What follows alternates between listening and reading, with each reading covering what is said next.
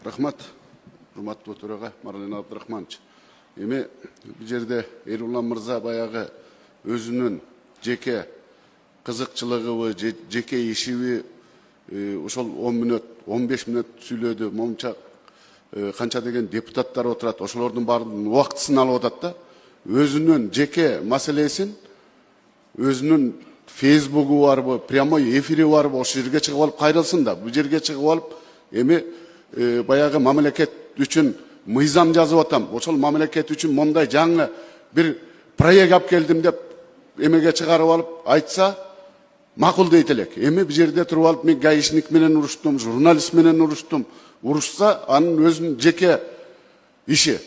Бүгүнкү күнү эл өкүлү кылып, ошол Ысык Көл областынын Жетөгүз, Тоң, Каракол шаарынан депутат болуп келди. Ошол жерде көйгөй деген мектеп, бала бакча, жол, суу деген көйгөйлөр толтурады.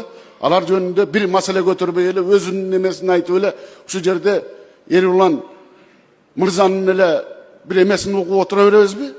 Урматтуу төрага, сиз дагы калыстык кылып, андай эмени кандай маселе көтөрөсүң деп сурап, анан 10 мүнөт убакытты бериш керек.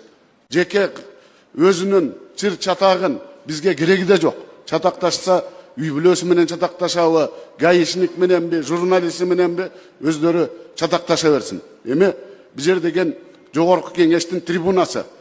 Чөнтөккө колду салып, ал жерде улуу кишилерибиз, легендарный парламенттин адамдары ошол жерде туруп сүйлөгөн.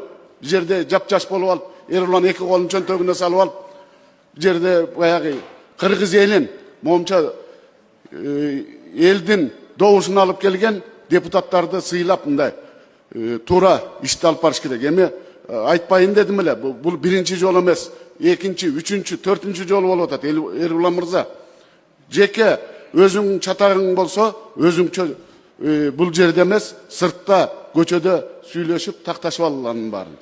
Рахмат.